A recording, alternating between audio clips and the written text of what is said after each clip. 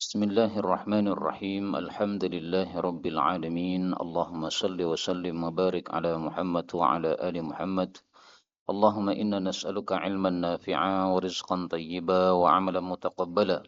Allahumma ja'alna mubarakin aynama kunna. Rabbana taqabbal minna innaka antas sami'ul alim wa tub alaina innaka antat tawwabur rahim. وانصر المجاهدين وارحم المستضعفين ودمر أعداء الدين واطمس على أموالهم آمين يا رب العالمين. Alhamdulillah kaum muslimin rahimani wa rahimakumullah. Kita lanjutkan pengajian hadis Nabi sallallahu alaihi wasallam dari kitab Sunan At-Tirmidzi, dan kita sudah sampai pada hadis-hadis tentang tafsir Al-Qur'an. Kita sudah sampai pada babun wa min suratil hajj, tafsir untuk surat Al-Hajj, yaitu hadis 3168 dalam kitab saya. Faqala al-muallif rahimahullahu ta'ala wa nafa'ana bihi wa bi'ulumihi fid darain amin. An Imran bin Husain radhiyallahu anhuma anna an-nabiyya sallallahu alaihi wasallam لما تتكلا نزلت turun ayat Ya ayyuhan nasu attaqu rabbakum inna zalzalatas sa'ati syai'un 'azim. Ya ayyuhan nas, wahai para manusia, ittaqu rabbakum, takwalah kepada pemelihara kalian. Inna zalzalatas sa'ah, sesungguhnya goncangnya hari kiamat, syai'un 'azim, adalah perkara yang besar. Sampai kalam Allah, walakinna 'adzaballahi syadid. Akan tetapi siksa Allah sangat dahsyat. Ini surat Al-Hajj ayat 1 sampai ayat 2. Nah, pembahasannya adalah kapan terjadinya kiamat ini, Pak. Maka ini dijelaskan oleh Nabi sallallahu alaihi wasallam.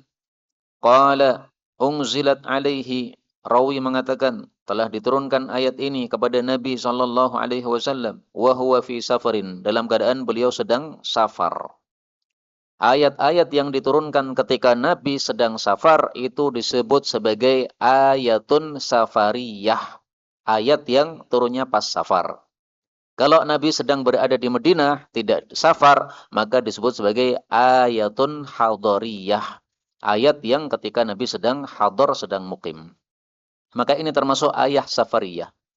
Faqala, maka Rasul sallallahu alaihi wasallam bersabda, atadrun, apakah kalian tahu ayyu yaumin dzalika, hari apa itu kejadian kiamat tersebut? Kata-kata atadrun, apakah kalian tahu, ini fungsinya untuk memberi semangat orang yang akan mendengar ilmu yang akan disampaikan. Karena kalau ditanya terlebih dahulu, maka yang ditanya ini akan buka telinganya, Pak. Nah, baru setelah dia buka telinganya, disampaikanlah ilmu yang penting ini. Faqalu, maka para sahabatnya menjawab, Allahu wa rasuluhu a'lam. Allah dan Rasulnya yang lebih paham. Jadi untuk perkara-perkara yang kita tidak tahu, kalau kita ditanya, maka kita menjawabnya Allahu a'lam atau Allahu wa rasuluhu a'lam.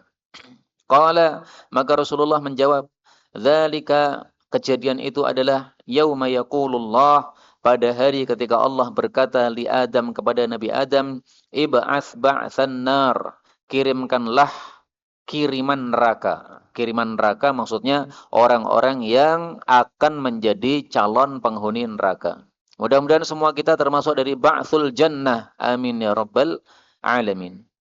Faqala, maka Nabi Adam bertanya, Ya Rabbi, wahai pemeliharaku, wa ma ba'tsun nar, apa itu yang dimaksud kiriman neraka? Qala, beliau, Allah menjawab, tis'umi'atin wa tis'atun wa tis'un, 999 orang, ilan nari, semuanya ke neraka, wa wahidun, dan satu orang, ilal jannah, ke surga.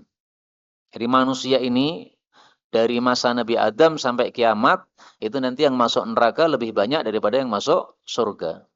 Perbandingannya adalah dari 1000 itu yang masuk surga cuma 1. Yang masuk neraka 999. Nah, mendengar hadis ini, fa'angsha'al muslimun yabkun, maka mulailah umat Islam, yaitu para sahabat, menangis terseduh-seduh. Karena pasti semuanya ketakutan, Pak. Kalau yang masuk surga cuma 1, ya kira-kira siapa yang masuk surga? Paling-paling Abu Bakar, Umar, Uthman, Ali. Kita-kita ini pasti akan masuk neraka. Nah, bayangannya sudah begitu. Maka Rasulullah Shallallahu Alaihi Wasallam kemudian bersabda, "Qaribu, sedang-sedanglah dalam beramal." Sedang-sedang maksudnya jangan berlebihan ke atas, jangan berlebihan ke bawah. Berlebihan ke atas itu namanya ifrat, berlebihan ke bawah itu namanya tafrid. Misalnya orang sholat tahajud dari isya sampai subuh, padahal punya istri, nggak pernah digunakan istrinya, itu namanya ifrat. Atau orang dari ba'da isya sampai subuh tidak sholat sama sekali, hanya main game aja atau berbuat sia-sia saja. Nah, itu namanya tafrid. Nah, jangan begitu. Tapi sebagian malam digunakan tidur, sebagian malam digunakan untuk tahajud, itu namanya qaribu, ya, contoh dari bersedang-sedang. Wasattidu, dan tepatlah di dalam beramal. Bagaimana supaya amal kita tepat sesuai dengan aturan Allah? Ya, supaya tepat sesuai aturan Allah, ikuti petunjuk Nabi Muhammad sallallahu alaihi wasallam akan tepat. Fa innaha, sesungguhnya, lam takun, tidaklah ada, nubuwatun, kenabian, qattu, sama sekali, illa, kecuali, kana baina yadaiha, adalah di hadapannya, yaitu sebelumnya, itu jahiliyatun, pasti ada jahiliyah. Jadi setiap ada kenabian dikirim, nabi dikirim, nah itu pasti sebelumnya ada jahiliyah. Rasulullah juga begitu. Rasulullah dikirim, kapan dikirim? Setelah adanya jahiliyah. Jazakumullah khairan. Qala fayu'khadhul adadu, maka diambillah sejumlah minal jahiliyah. Fayu'khadhu, maka diambillah al-adadu, jumlah tersebut. Yang dimaksud jumlah ini adalah jumlah 999 tadi. Minal jahiliyati, dari kalangan orang-orang jahiliyah. Fa in tammat, maka kalau sudah sempurna 99, ya sudah. Wa illa, tapi kalau ternyata belum sempurna 99, maka kamulat, maka sempurna atau kumilat, disempurnakan, minal munafikin, dari kalangan orang-orang munafik. Jadi selama kita tidak termasuk orang-orang jahiliyah, selama kita tidak termasuk orang-orang munafik, maka insya Allah aman, tidak akan menjadi 999 yang ahli neraka tadi. Jadi 999 itu siapa, Pak? Satu, orang-orang musyrik, orang-orang jahiliyah, orang-orang kafir, Amerika, Israel, dan sebagainya. Kan banyak jumlah mereka itu, Pak. Inggris, ya, Perancis, pokoknya orang-orang kafir itu yang termasuk 999 ini, yang kafir-kafir. Okay? Nah, kalau sudah cukup dari kalangan kafirin 999, ya sudah. Kalau ternyata belum cukup, diambilkan dari munafikin. Munafikin itu siapa? Orang yang tampaknya Islam, tapi sebenarnya hatinya itu nggak ada Islamnya. Hatinya itu kalau ditanya, apakah kamu yakin ada Allah? Saya ragu-ragu saya.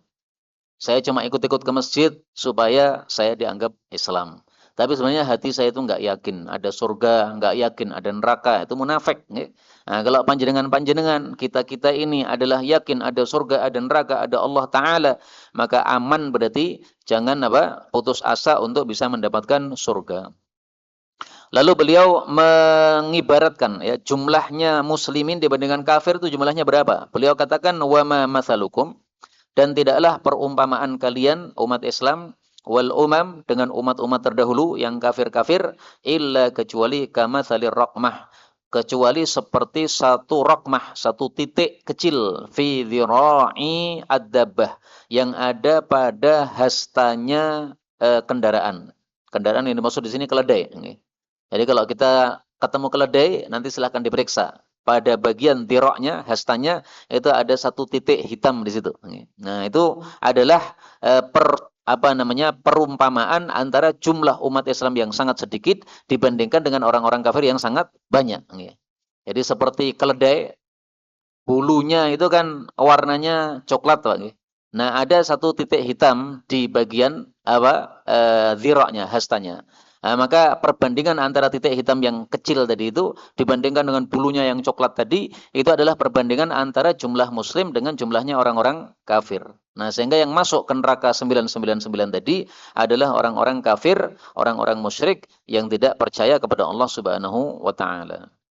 Atau kata Nabi, kasyamah, seperti syamah. Syamah itu adalah tai lalat, fi jambil ba'ir, yang ada pada bagian sisi tubuhnya ba'ir, onta, ya, bagian lambungnya onta. Nah, nanti silahkan diperiksa di onta juga begitu, ya, bagian lambungnya itu biasanya ada titik hitam. Nah, titiknya itu disebut sebagai syamah, atau kalau bahasa kita untuk manusia itu adalah tai lalatnya. Jadi ringkasnya, Antara orang muslim dengan orang kafir itu jumlahnya tidak imbang sama sekali. Dalam hadis yang lain disebutkan seperti satu helai bulu putih yang ada pada tubuhnya sapi hitam.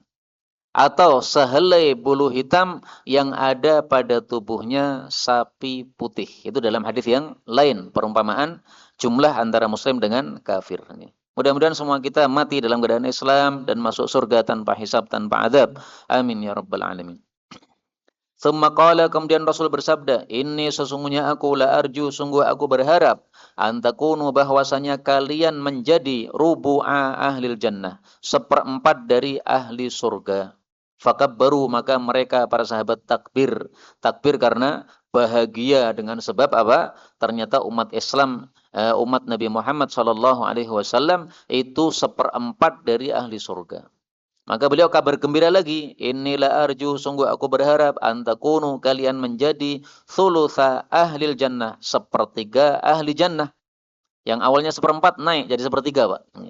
Fakabbaru, mereka takbir lagi. Thumma qala, Nabi bersabda lagi, inni la arju an takunu nisfa ahlil jannah, sungguh aku berharap bahwa kalian menjadi separuh dari ahlil jannah. Fakabbaru, para sahabat takbir lagi. Kemudian qala, perawi mengatakan saya tidak tahu apakah beliau bersabda al-thulutsain, sampai 2/3 ahli surga, amla ataukah tidak. Ini perawinya tidak tahu. Tapi dalam hadis yang lain, perawinya tahu bahwasanya Nabi menaikkan dari seperempat menjadi sepertiga, menjadi setengah, menjadi 2/3. Jadi yang masuk surga itu kalau dihitung sepertiga dari umat terdahulu, Pak. Kemudian sisanya 2/3 itu adalah dari umat Nabi Muhammad sallallahu alaihi wasallam. Karena umat Nabi Muhammad memang sangat-sangat banyak ya. Sejak Nabi diutus menjadi Nabi sampai hari kiamat itu semuanya menjadi umat Nabi Muhammad sallallahu alaihi wasallam. Selama Islam maka dia masuk surga insyaallah taala. Ini dalilnya dalam hadis riwayat yang Tirmidzi yang lain. Ahlul jannah ishrun wa mi'atu saffin. Penduduk surga itu kalau dihitung jumlahnya 120 baris. Terus samanuna minha, 80-nya itu min hadhil ummah, dari umat Nabi Muhammad sallallahu alaihi wasallam. Wa arba'un min sairil umam, 40-nya dari umat-umat yang lain. Hadis riwayat Tirmidzi dari Buraidah sahih. Nah, 80 sama 40 berarti pas kan? 2/3 itu umat Nabi, kemudian sepertiganya adalah umat-umat terdahulu sejak Nabi Adam sampai dengan sebelum Nabi Muhammad sallallahu alaihi wasallam atau sampai Nabi Isa alaihi salatu wassalam. Tapi jangan kemudian kita meremehkan dosa ya. Kalau begitu saya berbuat dosa enggak apa-apa. Yang penting masih punya Islam, berarti masih masuk surga. Enggak begitu, tidak untuk meremehkan dosa, tapi supaya kita tidak putus asa untuk masuk surga. Berikutnya 3169 dari Imran bin Husain. Dia mengatakan,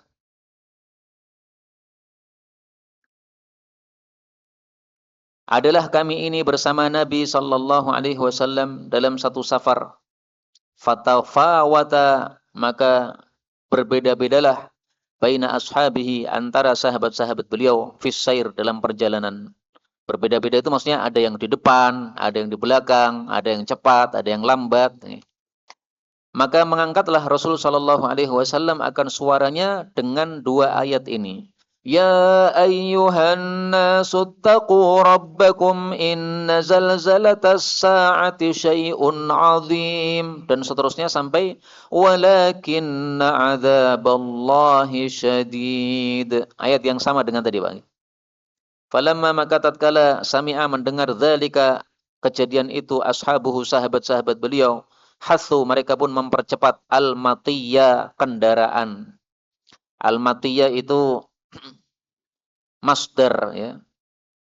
Dan artinya itu adalah jamak dari matiyah. Matiyah sendiri kendaraan. Berarti kalau al-matiyah kendaraan-kendaraan ya. Kendaraan-kendaraan mereka cepatkan, mereka pacu.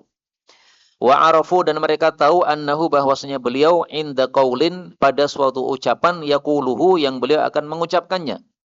Jadi ketika Nabi membaca ayat dengan keras, para sahabat sudah paham. Ini pasti maksud beliau suruh kumpul supaya kita ingin menjelaskan mendengarkan penjelasan beliau. Ternyata betul. Faqala, beliau pun kemudian mengatakan, hatta tadrun, apakah kalian tahu ayu yaumin dzalika, hari apa kejadian yang disebutkan pada ayat tadi? Maka mereka mengatakan Allah dan Rasulnya lebih tahu. Maka beliau mengatakan, dzalika yaumun, itu satu hari, yunadillahu, yang Allah memanggil fihi, pada hari tersebut, Adam, Nabi Adam. Fayunadihi rabbuh, maka pemeliharanya memanggil Adam. Fayaqulu, beliau mengatakan, ya Adam, wahai Adam, ib'ats ba'tsan nar, kirimlah kiriman untuk neraka. Fayaqulu ay rabbi, Adam menjawab, wahai Rabbku, wa ma ba'tsun nar, apa itu kiriman untuk neraka? Fayaqulu, Allah jawab, min kulli alfin, dari setiap 1.000 orang yang masuk neraka adalah tis'umi'atin wa tis'atun wa tis'un, 999 ilan nari, ke dalam neraka, wa wahidun fil jannah, dan satunya masuk surga. Mudah-mudahan semua kita masuk surga tanpa hisab, tanpa azab. Amin ya rabbal alamin. Faya isal qaum, maka kaum itu putus asa, hatta, sehingga ma'abdau, mereka pun tidak menampakkan bidhahikatin, gigi. Tidak menampakkan gigi, maksudnya tidak ada yang senyum. Karena kalau senyum pasti giginya tampak. Falamma, maka tatkala melihat Rasul sallallahu alaihi wasallam apa yang ada pada sahabat-sahabat beliau, maka beliau pun berkata, "I'malu, silakan beramal, enggak apa-apa. Wa absyiru, dan bergembiralah." Jadi jangan putus asa, jangan ngelukru. Karena kalau merasa, wah saya pasti masuk neraka, akhirnya ngelukru, enggak mau beramal, Pak.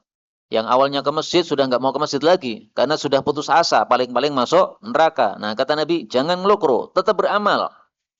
Fawalladzi nafsu Muhammadin biyadih, demi zat yang jiwa Muhammad ada di tangannya, yaitu demi Allah. Innakum, sesungguhnya kalian itu, lama'a, sungguh bersama, khaliqataini, dua makhluk. Maka nata, yang tidaklah dua makhluk tadi ada, ma'a syai'in, bersama sesuatu apapun, illa katsaratah, kecuali kedua makhluk itu pasti membikin banyak. Yaitu siapa? Yang pertama Ya'juj, yang kedua Ma'juj. Ada lagi selain itu siapa? Waman mata, dan orang-orang yang sudah mati, min bani Adam, dari kalangan bani Adam, wa bani Iblis, dan dari kalangan anak-anaknya Iblis. Maksudnya yang kafir-kafir. Jadi maksudnya dari 999 itu hitungannya bukan hanya manusia yang sekarang tampak mata, Pak. Tapi termasuk manusia-manusia yang tidak tampak mata, yaitu Ya'juj Ma'juj. Sekarang sudah ada Ya'juj Ma'juj, tapi enggak ketahuan di mana, karena masih ada dalam bentengnya Dzulqarnain.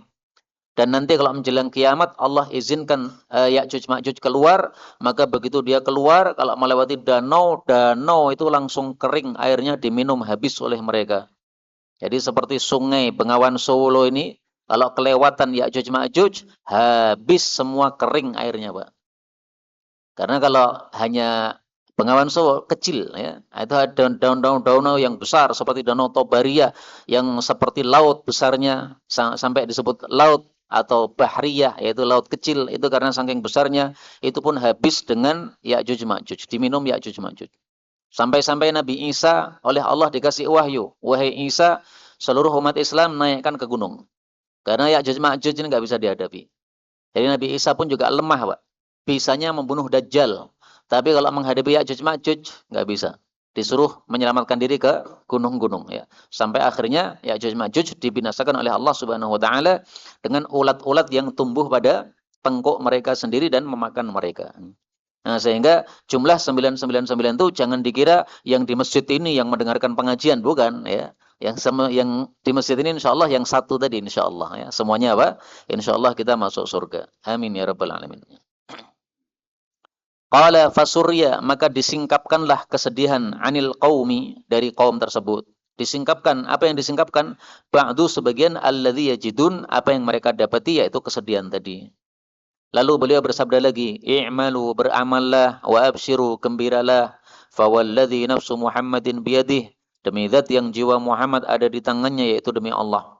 Ma antum, tidaklah kalian umat Islam, finnasi, di tengah-tengah manusia, yaitu dibandingkan yang kafir-kafir, illa kasyamah, kecuali seperti satu, apa tadi? Titik hitam atau tai lalat, fi jambil ba'ir, pada sisi tubuhnya ba'ir, pada lambungnya onta, au karrokmah atau seperti satu titik hitam fi dhira'id dabbah pada hastanya kendaraan yaitu keledai. Nah, mestinya di sini kita tampilkan suratu ar-raqmah ya, fi dhira'i al-himar. Bagaimana gambarnya, bentuknya titik hitam yang ada pada hastanya keledai ya. Insyaallah kalau dicari di Google itu ada insyaallah. Sama ya hadisnya. Bedanya cuma hadis yang pertama tadi sanadnya dhaif. Adapun hadis yang kedua ini sahih. Meskipun hadis yang pertama pun juga disahihkan oleh Imam Tirmidzi, tapi disahihkannya karena dikuatkan oleh hadis yang setelahnya.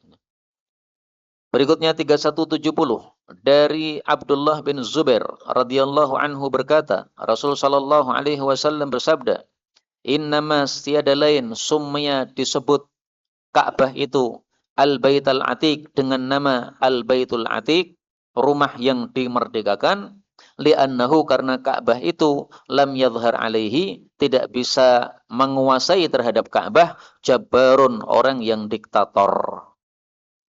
Hadis ini menjelaskan kata-kata Al-Baitul Atiq yang disebutkan pada surat Al-Hajj.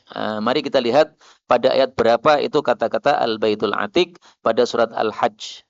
Karena ini kita masih membicarakan tafsir surat Al-Hajj. Untuk nomor-nomor ayatnya saya nggak hafal, Pak.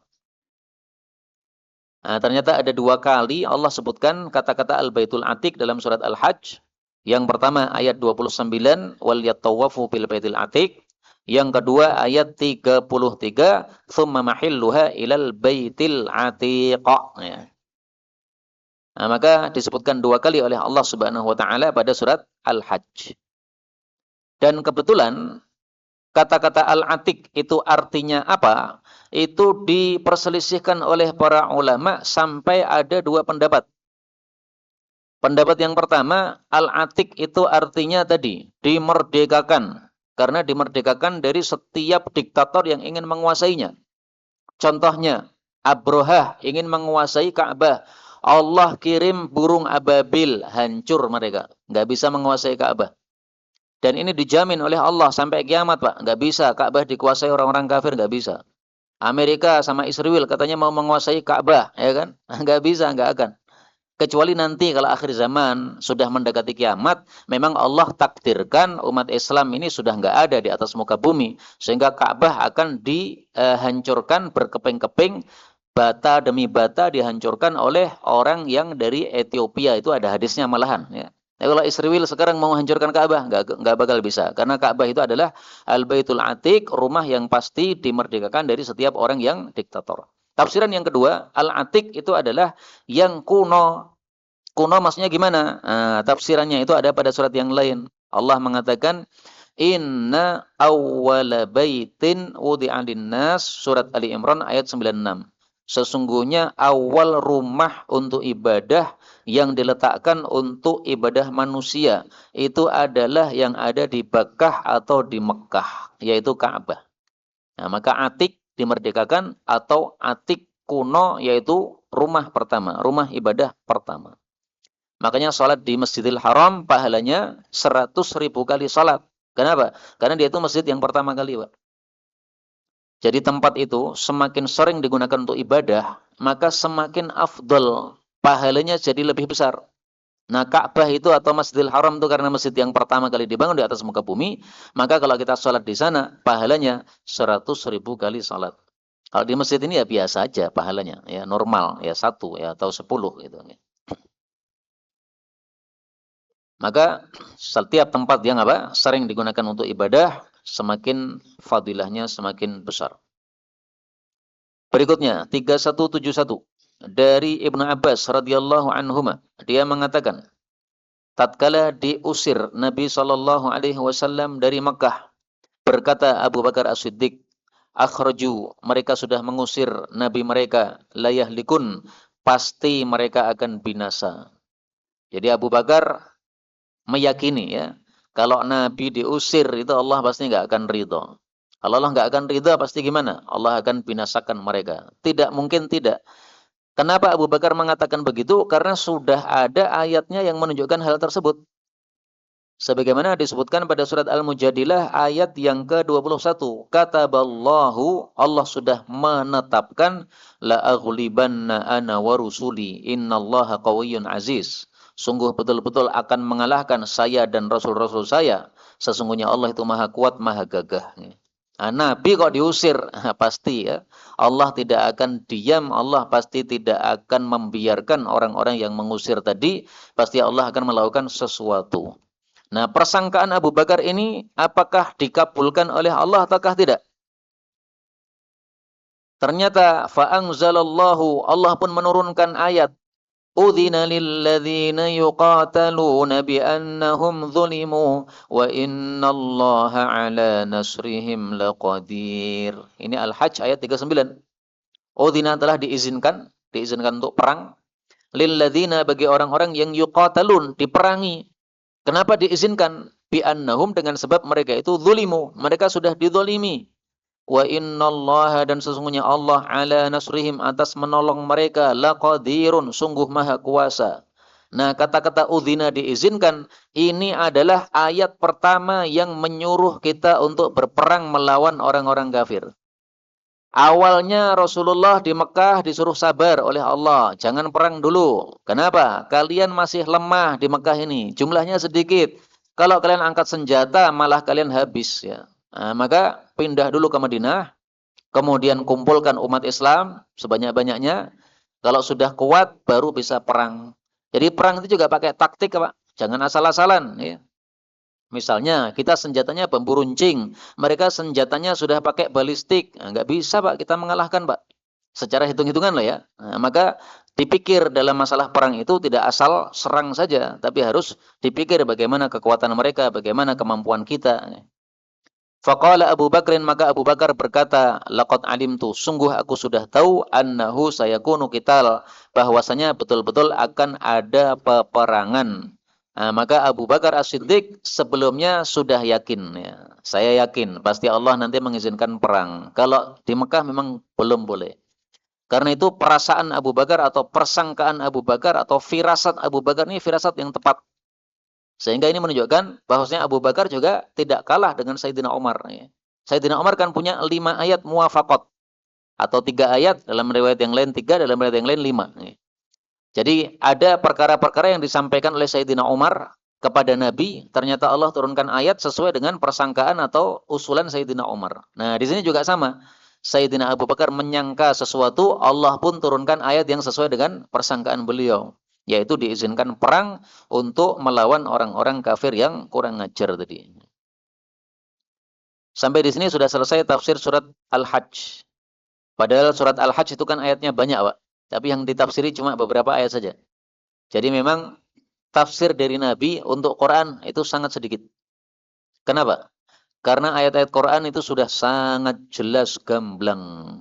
Sehingga orang Arab kalau membaca Quran sudah paham. Otomatis ya, karena bahasa mereka bahasa Arab. Ya, ada beberapa ayat yang mereka nggak paham, perlu dijelaskan. Maka dijelaskan oleh Nabi Shallallahu Alaihi Wasallam. Tapi banyak ayat yang dibaca sudah langsung paham. Qul huwallahu ahad, udah langsung paham kita. Oh, Allah itu esa, berarti nggak bisa apa? Ada Tuhan dua, nggak mungkin. Nah, udah mafhum langsung. Banyak ayat-ayat yang sudah bisa dipaham secara langsung dengan kalimatnya yang kita baca. Berikutnya babun wa min suratil mu'minun. Tafsir untuk surat Al-Mu'minun. 173. Ini hadisnya dhaif karena ada rawi bernama Yunus bin Sulaim. Ini seorang perawi yang dhaif menurut Al-Imam An-Nasa'i rahimahullahu ta'ala. Meskipun ada yang mensiqatkan dia. Ya. Dari Sayyidina Umar bin Khattab radhiyallahu anhu berkata, adalah Nabi sallallahu alaihi wasallam apabila diturunkan kepada beliau wahyu, terdengar pada wajahnya kadawiyin nahli, seperti dengungannya lebah. Jadi maksudnya ketika wahyu turun, maka ada suara, tapi orang-orang tidak paham ini suara apa. Pokoknya seperti dengungan. Yang paham Rasul sallallahu alaihi wasallam. Sehingga beliau bisa memahami, oh ini wahyu turun begini, lafal ayatnya begini, jelas. Untuk Nabi jelas. Tapi untuk orang-orang yang di sekitar Nabi itu cuma seperti dengungan. Ya. Fa'unzila alaihi yauman, maka diturunkan kepada beliau pada satu hari. Famakathna sa'atan, lalu kami pun tinggal beberapa saat, maksudnya menunggu. Fasurya anhu, maka disingkapkanlah dari beliau, alias wahyunya sudah selesai. Fastaqbalal kiblah, maka beliau menghadap ke arah kiblat. Wa rafa'a yadayhi, mengangkat kedua telapak tangannya. Dan kemudian beliau berdoa, Allahumma ya Allah, zidna, tambahlah kami, wala tangkusna, dan jangan kurangi kami, wa akrimna, dan muliakan kami, wala tuhinna, jangan hinakan kami, wa a'tina, berikan kepada kami, wala tahrimna, jangan engkau cegah kepada kami, wa athirna, dan dahulukanlah kami, wala tu'thir alaina, dan janganlah engkau mendahulukan orang lain atas kami. Wardina, wardo'anna, wa ardina, dan puaskanlah kami, ridhokanlah kami, wardo'anna, dan ridhoilah kami. Yang pertama, ardi itu ridhokanlah, puaskanlah, jadikanlah kami ridho, jadikanlah kami puas. Yang kedua, wardo'anna, ridholah engkau atau puaslah engkau kepada kami, ya, jangan murka kepada kami. Tsumma qala, kemudian beliau bersabda, Unzila alayya, telah diturunkan padaku asyru ayatin, 10 ayat. Man aqamahunna, barang siapa yang menegakkan 10 ayat tadi, dakhalal jannah, pasti masuk jannah. Jadi ini jaminan dari Allah. Siapa yang mengamalkan 10 ayat pada surat Al-Mu'minun, maka dijamin masuk surga.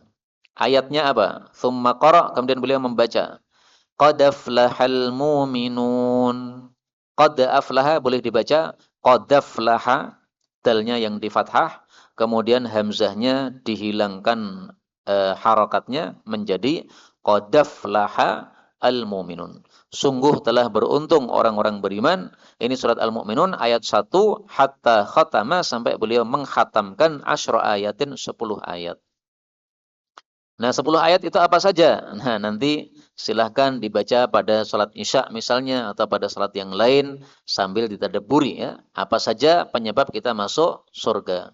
Qad aflahal mu'minun alladzina hum fi salatihim khashi'un. Salatnya khusyuk dan seterusnya. Nah, nanti dibaca sendiri-sendiri, ya, karena sekarang ini kita bukan sedang majelis tafsir tapi sedang majelis hadis Nabi sallallahu alaihi wasallam.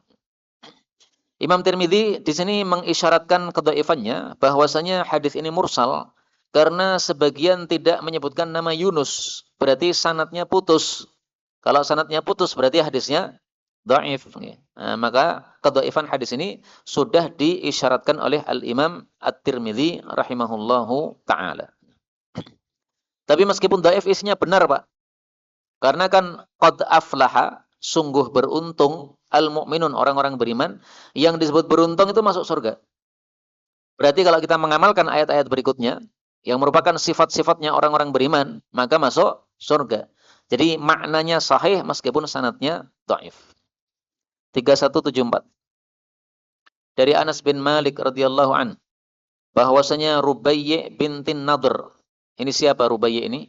Ini bibinya Anas. Karena Anas bin Malik bin Nadr.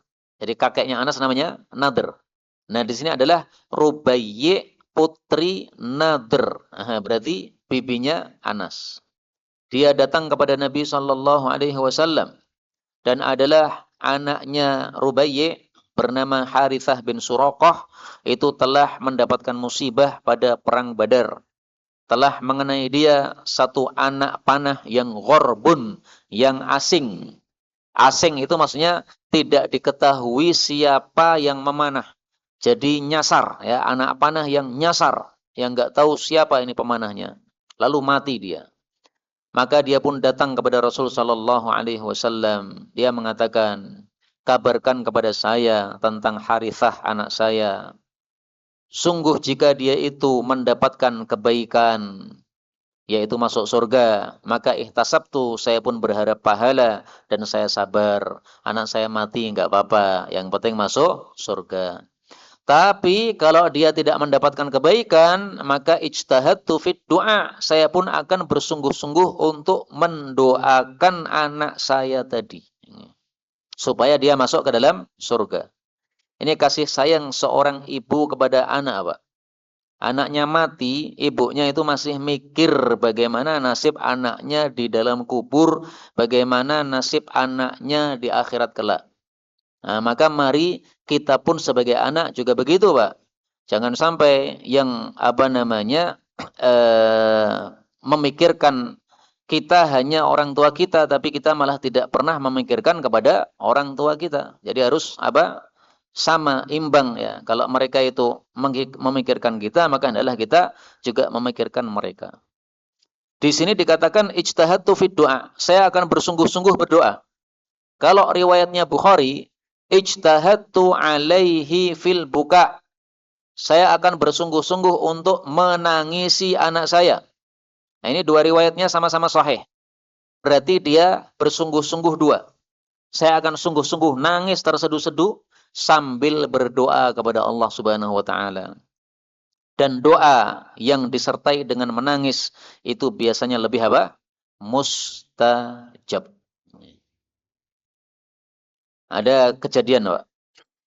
Salah satu teman saya yang ikut program tahfidz Al-Qur'an karantina 40 hari. Jadi 40 hari setoran khatam Quran 30 juz. Satu harinya nyetorkan 1 juz. Kemudian dia punya pengalaman, setiap ada satu halaman yang susah dihafal dan dia nggak bisa ngapalkan, maka dia tutup Quran, kemudian dia istirahat tidur. Habis itu dia bangun doa kepada Allah pada sholat tahajud sambil nangis-nangis. Kata dia, kalau sudah doa sambil nangis-nangis, maka halaman yang susah tadi menjadi mudah seolah-olah ngapalkan Al-Fatihah. Nah, maka doa sambil nangis itu mudah dikabulkan oleh Allah. Faqala Nabi, maka Nabi sallallahu alaihi wasallam bersabda. Azan jam berapa, Pak? Apa? 45. 44. Oke, berarti masih 4 menit lagi, nggih. Karena di luar kok seperti ada suara itu. Ternyata suara ngaji, nggih. Faqala Nabi, maka Nabi sallallahu alaihi wasallam bersabda, "Ya Umma Harithah, wahai Ummi Harithah, innaha jinanun fil jannah, fi jannah." Sesungguhnya ada beberapa surga di dalam jannah. Jadi surga itu tidak cuma satu. Sehingga jangan dibayangkan surga sempit, anakmu keluar dari surga. Surga itu luas. Kalau anakmu masih muslim, harapkan masuk ke dalam surga. Wa inna benaki, dan sesungguhnya anakmu karena mati syahid, asoba, dia pun mendapatkan al-firdausal a'la. Surga firdaus yang paling tinggi. Surga firdaus, apa sih artinya firdaus, Pak? Firdaus itu secara bahasa adalah satu kebun yang isinya segala jenis tanaman, itu namanya firdaus. Jadi kalau cuma kebun anggur bukan firdaus, kebun mangga bukan firdaus. Mangga ada, anggur ada, kemudian tamar ada, apapun yang dicari ada, itu namanya firdaus. Itu secara bahasa ya. Adapun tafsirannya dari Nabi, wal firdaus, dan firdaus itu adalah rabwatul jannah, paling tingginya surga.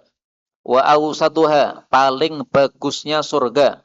Wa afdaluha, paling afdalnya surga. Mudah-mudahan semua kita masuk surga firdaus. Amin ya rabbal alamin.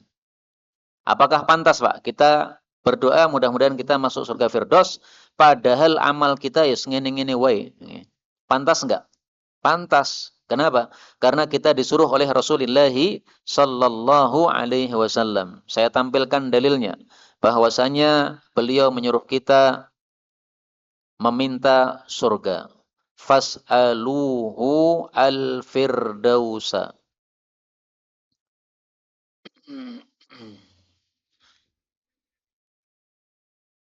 Fa innahu.